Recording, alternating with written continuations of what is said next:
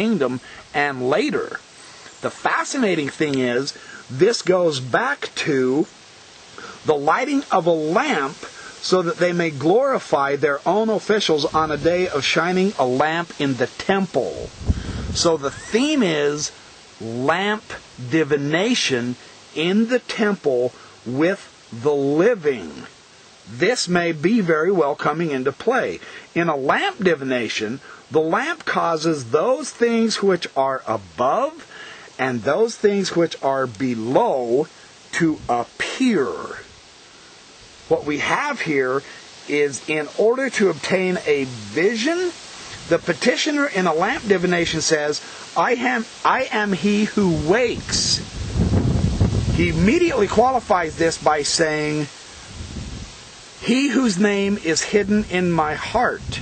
He wants to wake up someone who is hidden in the person's heart.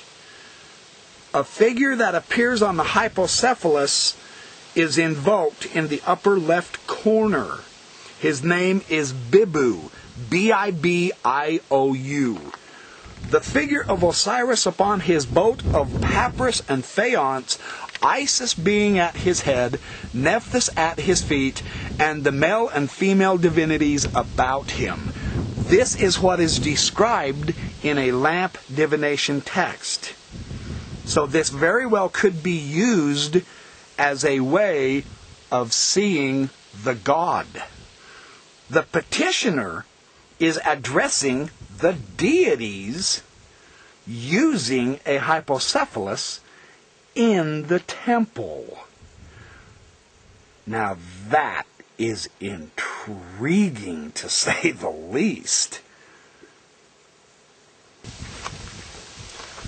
The theme appears to be, as he says on page 53, one of the purposes of the hypocephalus was to depict the vision seen in the lamp divination.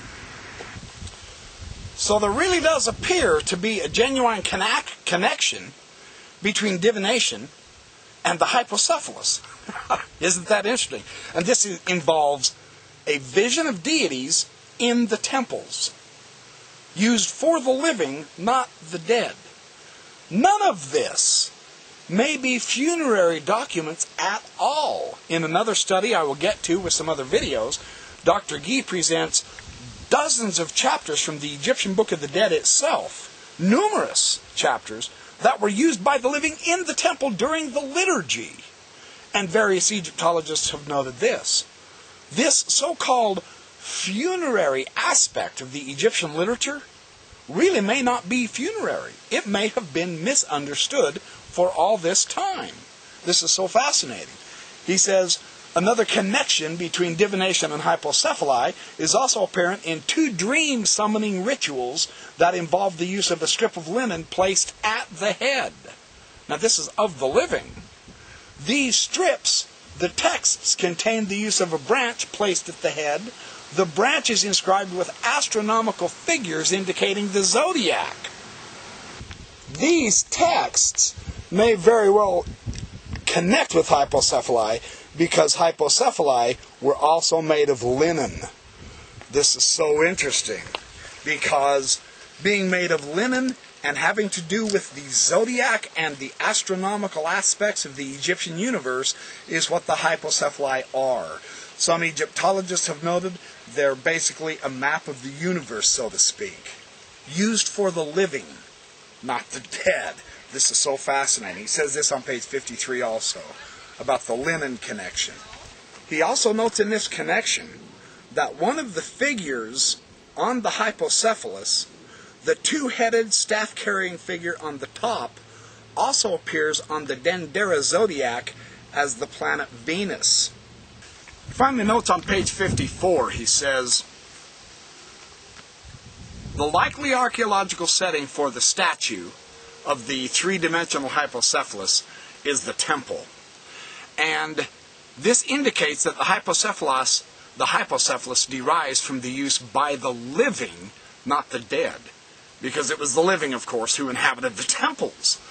And in what the Roman period Neoplatonic Egyptian philosopher Iamblichus, what he called the lamp divination, is a mode of divination that is autonomous, primordial, and worthy of the gods.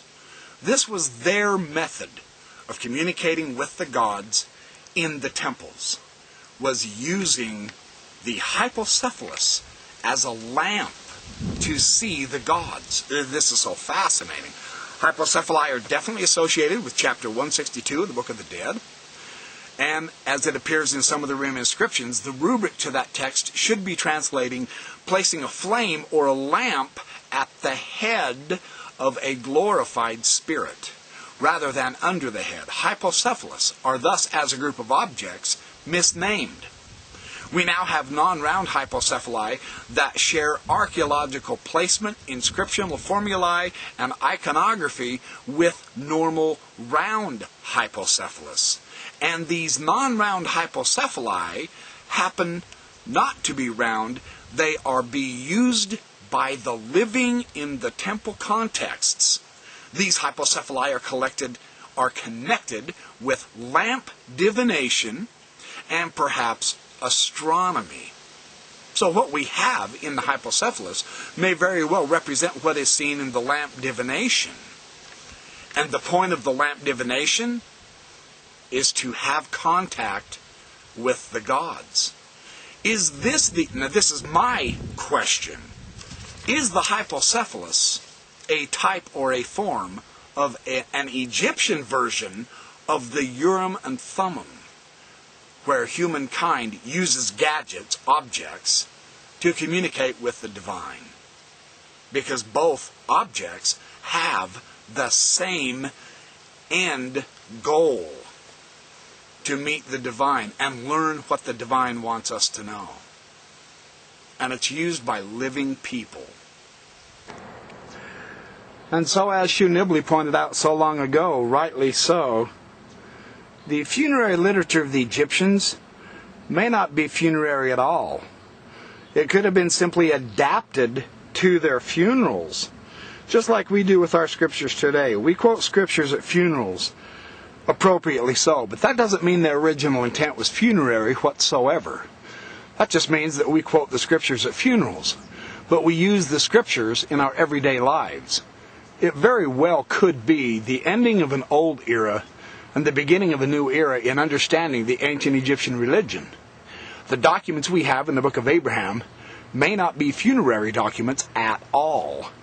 It very well could be that they were used in funerals, but that they were meant for the living. That changes the whole aspect of everything with the Book of Abraham, with the Egyptian religion, with the ancient Jewish religion, with how we read and study the literatures, the coffin texts, the pyramid texts, and the Egyptian Book of the Dead. Even that is mistranslated.